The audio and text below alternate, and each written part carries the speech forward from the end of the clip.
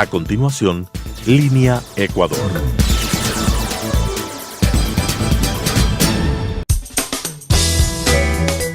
Clasificación A. Apto para todo público.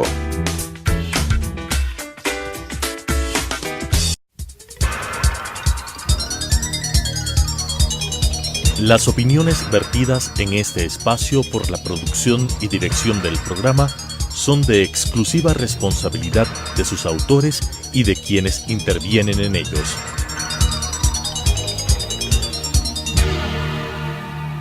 Telesucesos Canal 29 UHF presenta Línea Ecuador.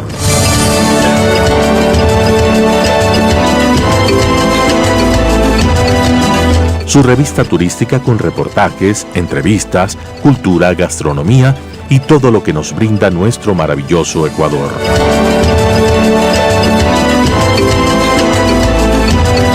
Línea Ecuador.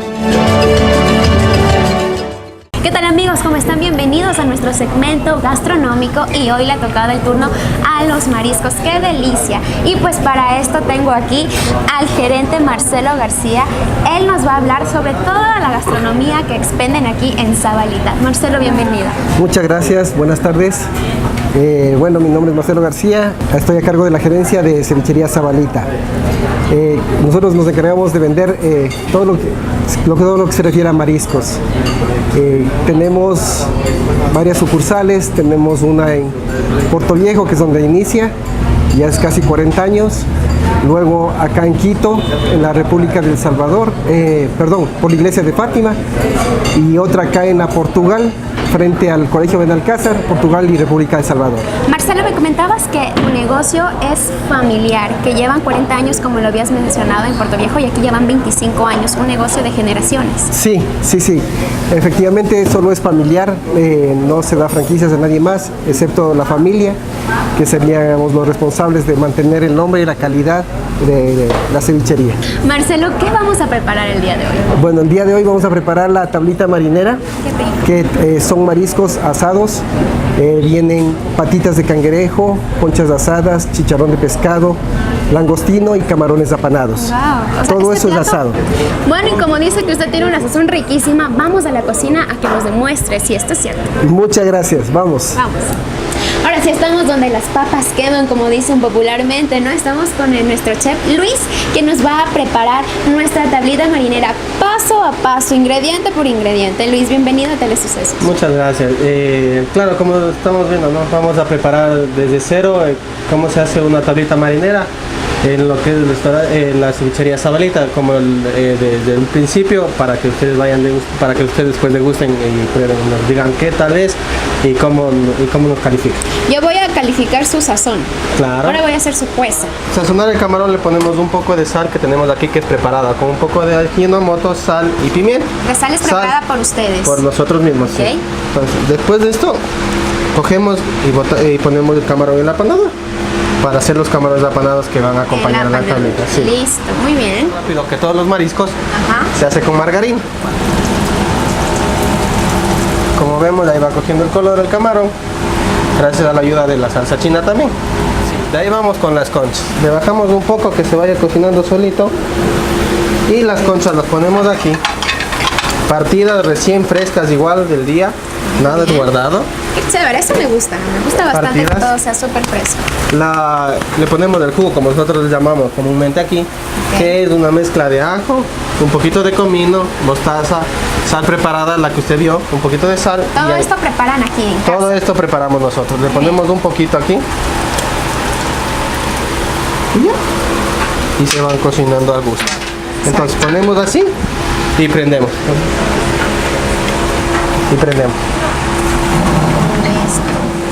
Como vamos viendo, el camarón ya cogió su color, ¿sí ven?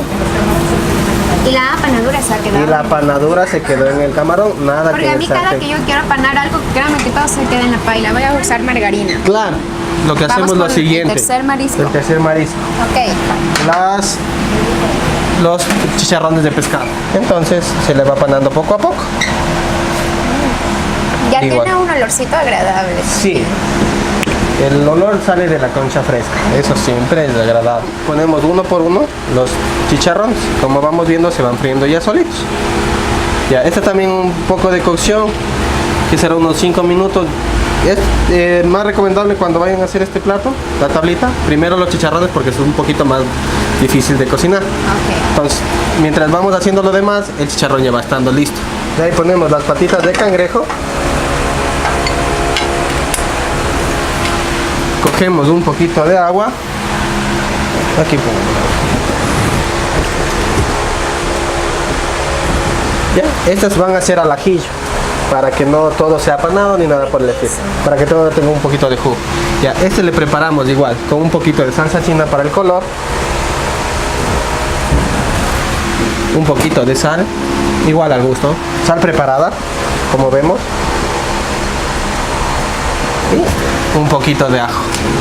Este ajo es licuado, entonces para que dé más un poquito mejor de sabor a las patitas.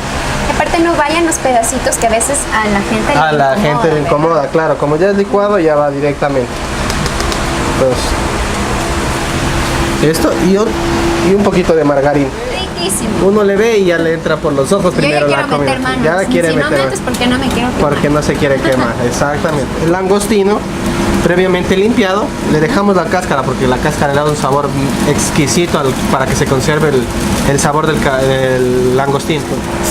Entonces, lo que hacemos es esto, le soplamos un poquito y ya. Usted es experto en esto, maneja Claro. todo bajo control, ¿no? Claro, no hay que, igual, para que se conserve el sabor y no se salga tanto el humo, le tapamos. Le tapamos. ¿Ya? Cogemos las patitas de cangrejo, las patitas.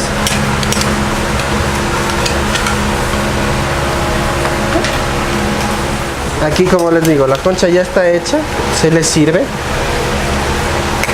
Igual aparte el juguito para que la persona que sabe coge un poquito de el patacón y le remoja en el jugo. Sí. Cogemos lo que son Chicharrón de los pescado. chicharrones, al lado los camarones.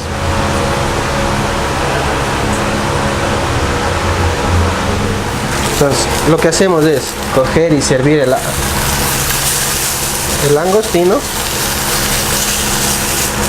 Lo servimos. Tienen que venir definitivamente y probar estos mariscos que yo sé que les va a encantar. A quienes aman los mariscos, porque yo estoy apasionada de esta comida, vamos a volver. Así que aquí nos va a tener muchas veces. No se preocupe, le estamos recibiendo con las manos abiertas. Pues bueno, ya como lo pudieron ver, se quedaron ultimando detalles para que nos sirvan nuestro fabuloso plato. Don Marcelito, felicidades. Yo solo viéndole preparar ya quería meterle mano por ahí. Muchas gracias. Cuénteme, ¿cuáles son los horarios de atención? Ya, los horarios de atención son de 12 del día a 10 de la noche. Atendemos todos los días, no descansamos ningún día. Tenemos varias sucursales. La primera queda ubicada en Puerto Viejo, que es donde inicia todo esto. Donde usted me comentó que ya tienen 40 años al servicio. 40 años al servicio, y acá en Quito tenemos 25.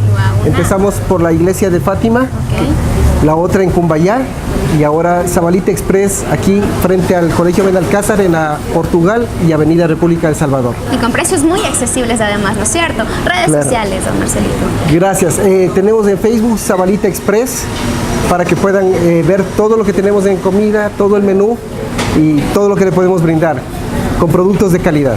Muy bien, así es, ya lo sabe. También en pantalla aparecen los teléfonos porque también cuentan con el servicio a domicilio, que es algo espectacular que a mí me encanta. Así que puede comunicarse ya a los teléfonos que aparecen en pantalla. Y pues así nos despedimos. Don Marcelito, muchas gracias por la invitación. Despídase de su público. Igualmente, muchas gracias.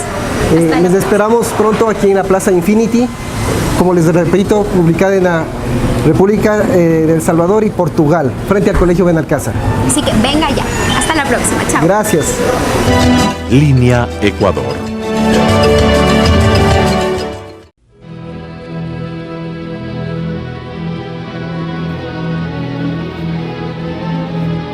Bueno, este año es bien importante para las Carmelitas Descalzas porque se conmemora los 5 años abierto este museo, en lo cual se explora la vida cotidiana de las Carmelitas Descalzas, el arte patrimonial quiteño que se exhibe en obras del siglo XVII al siglo XX y la cotidianidad de las monjitas carmelitas. También adicional se conmemora los 400 años de la natividad de nuestra santa quiteña Mariana de Jesús, que el lugar donde se derramó su sangre fue exactamente aquí. Desde ese instante se la llama la Azucena de Quito.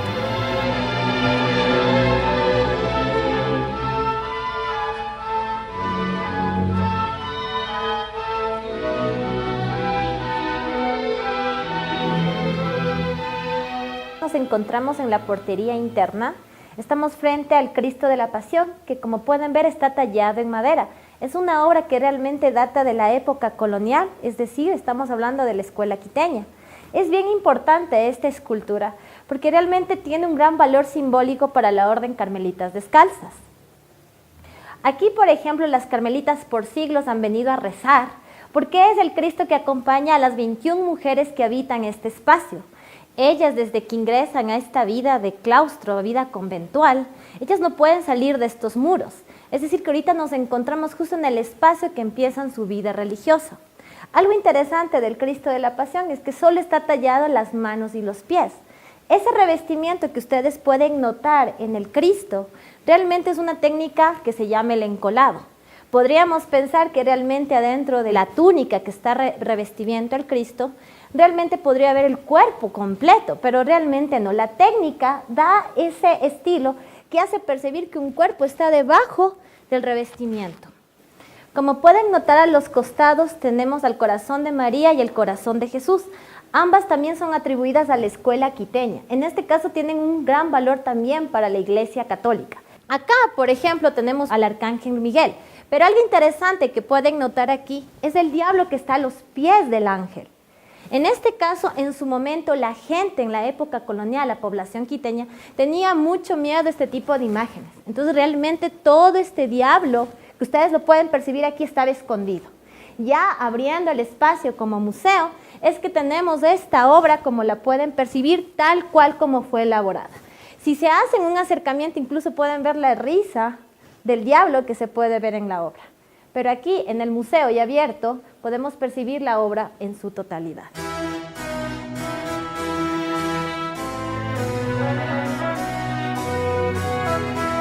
Nos encontramos en la Sala Mariana de Jesús, donde actualmente se encuentran las obras de Víctor Mideros, un reconocido artista del siglo XX. Sin embargo, en el pasado, en este espacio funcionó los confesionarios de las monjas. Ellas venían a este lugar y a través de estas paredes, donde había una especie de espacio de comunicación con la iglesia, ellas se confesaban con el sacerdote. Actualmente en nuestro espacio de museos nosotros hemos colocado una serie de las obras de Mideros que nos cuentan algunos elementos de la vida espiritual y física de ella. Por ejemplo, esta obra que vemos es la obra de Mariana de Jesús levitando sobre la ciudad. Esto se debe a que Mariana de Jesús es considerada la protectora de Quito, la Azucena de Quito. Entonces podemos ver cómo se encuentra sobre la ciudad, no solamente de una forma física, sino espiritual, moviéndose en medio de todo para protegerla. La época en la que Mariana de Jesús vivía era una época completamente diferente a la que nosotros conocemos hoy en día. La época del siglo XVII, la etapa colonial, donde la gente básicamente dedicaba toda su vida a aspectos espirituales, hacían que la gente, por ejemplo, se flagelara.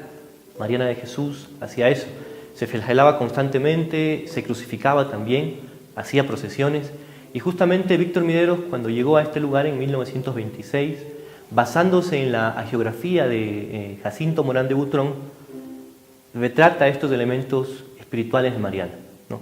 Podemos ver en esta sala a Mariana de Jesús acompañada de una calavera, de un ataúd, que básicamente representa que ella no tiene miedo a la muerte. Podemos ver una Mariana de Jesús crucificada en este proceso conocido como Imitatio Christi.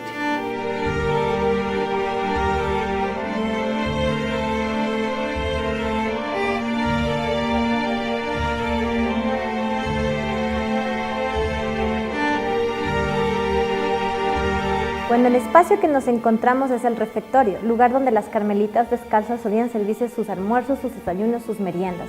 Pero en este espacio en particular, realmente lo que encontramos es la hermana lectora, que ella es la encargada de transmitir el alimento espiritual. En este espacio no se daba mayor importancia al alimento que venía de los platos de cada una de ellas.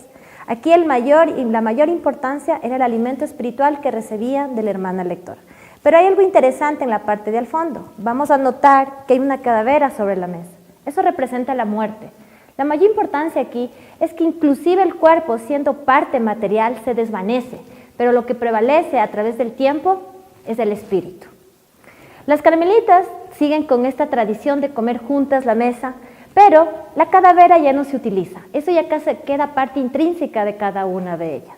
Algo importante también que se encuentra aquí son obras de la Santa Teresa de Ávila, que en cada una de ellas son obras que datan del siglo XVII. Tal vez aquí en Quito no escuchamos mucho de ella, pero ella es la reformadora de la orden, primera doctora de la Iglesia Católica, y tiene gran valor simbólico para las carmelitas descalzas porque estamos junto en un monasterio reformado de la Santa Teresa de Ávila. Este espacio realmente fue ocupado por muchos siglos, desde el siglo XVII, desde que abrió sus puertas, pero inclusive mucho antes de que sea abierto el espacio como museo. El museo se abrió el 5 de diciembre del 2013, pero realmente antes de que se abra el espacio fue utilizado por ellas. Abierto el espacio como museo es ya para el uso de los visitantes.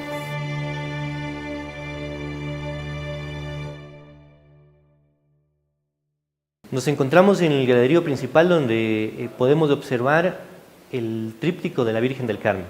En el centro justamente se encuentra ella cobijando a la rama, tanto masculina como femenina, y alrededor se encuentran una serie de santos, ángeles, arcángeles, como Teresa de Jesús, la reformadora de la Orden Carmelita, San Miguel, San Gabriel, Santa Ana, el ángel de la guarda.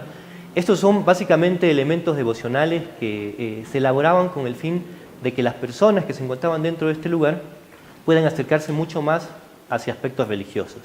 Recordemos que en el pasado la mayoría de la gente no sabía leer ni escribir, entonces se aprendía mediante la observación de imágenes.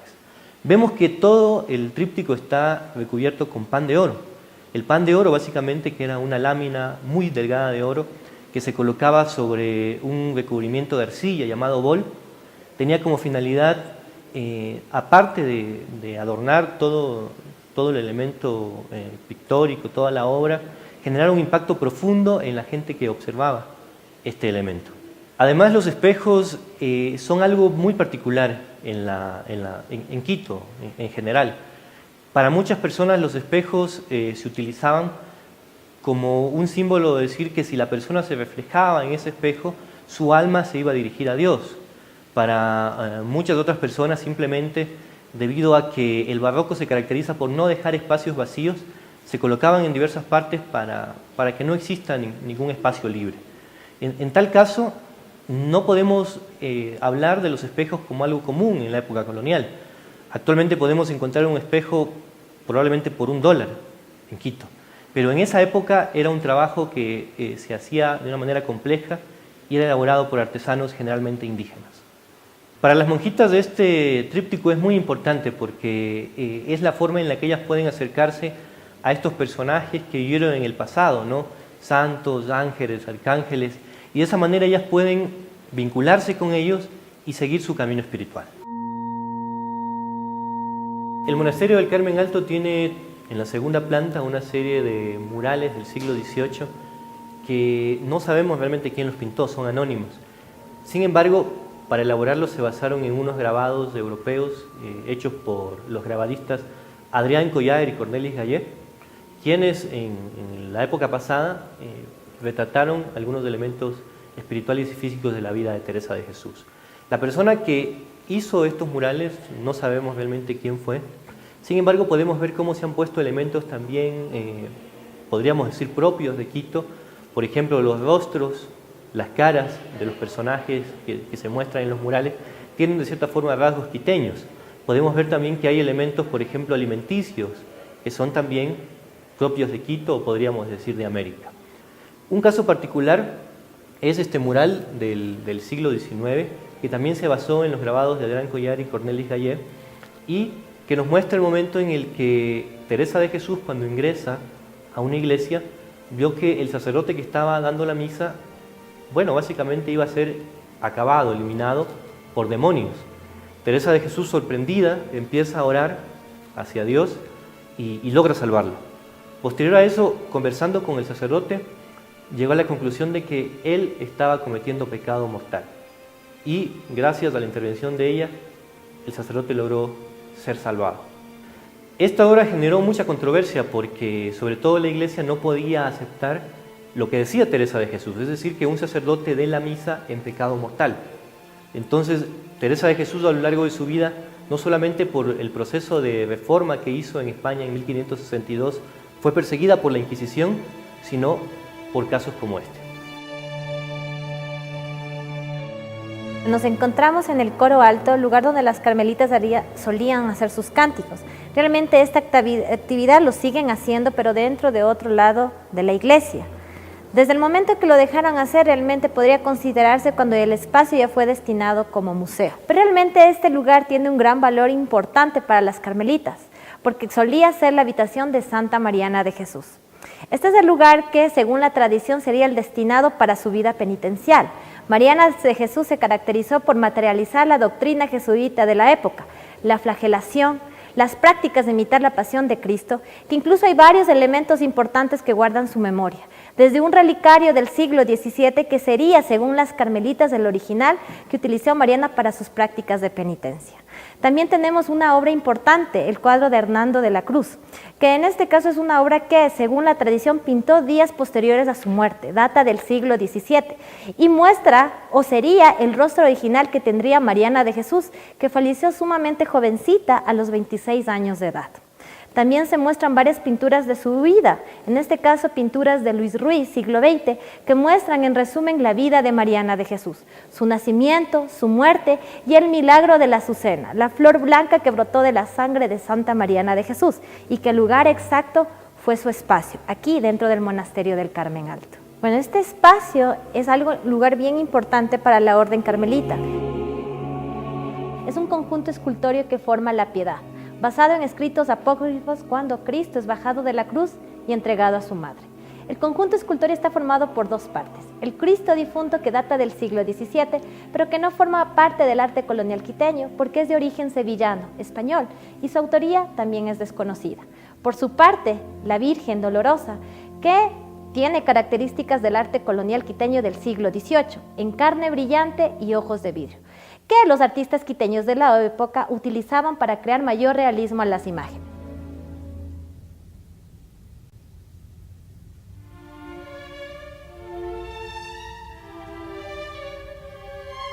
Si queremos hablar de la mayor joya del monasterio del Carmen Alto, es sin duda la Dormición de la Virgen, un conjunto escultórico del siglo XVIII, anónimo, que se basa en textos apócrifos. Vemos en el centro a la Virgen María, que está acompañada por dos mujeres, María Cleofás, María Salomé, dos ángeles que le van a llevar al cielo a la Virgen María en el momento luego de su tránsito, y estos hombres que son los apóstoles de Cristo, que según también estos textos apócrifos estaban predicando en varias partes del mundo y fueron milagrosamente llevados a la presencia de la Virgen.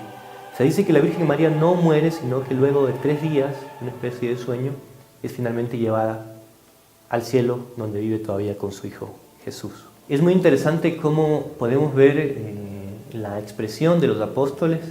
Por ejemplo, podemos ver que Simón se encuentra llorando lágrimas de sangre. Esa es una escena apócrifa, es decir, no se encuentra como parte del canon bíblico, no se encuentra dentro de la Biblia. Apócrifo significa justamente oculto.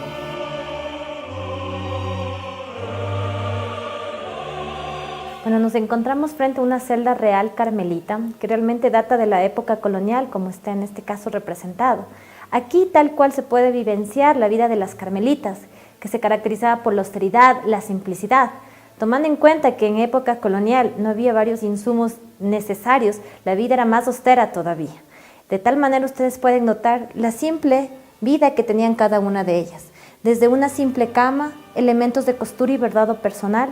También podemos notar literatura para la cultivación de cada una de ellas, los cilicios, aquí el agua bendita para entrar y salir, y los insumos de la época colonial, todo personal dentro de cada habitación, el agua para aseo personal y consumo, y sin electricidad ellos recibían desde el altillo, desde la claraboya recibían la luz natural.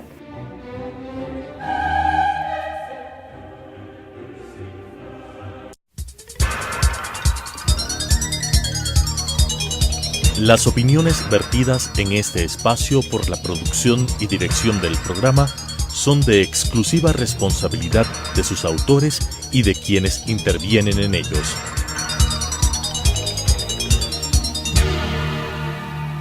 Telesucesos Canal 29 UHF presentó Línea Ecuador.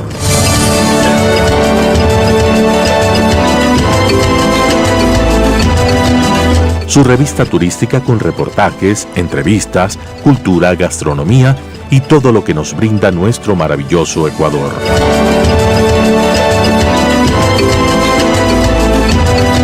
Línea Ecuador.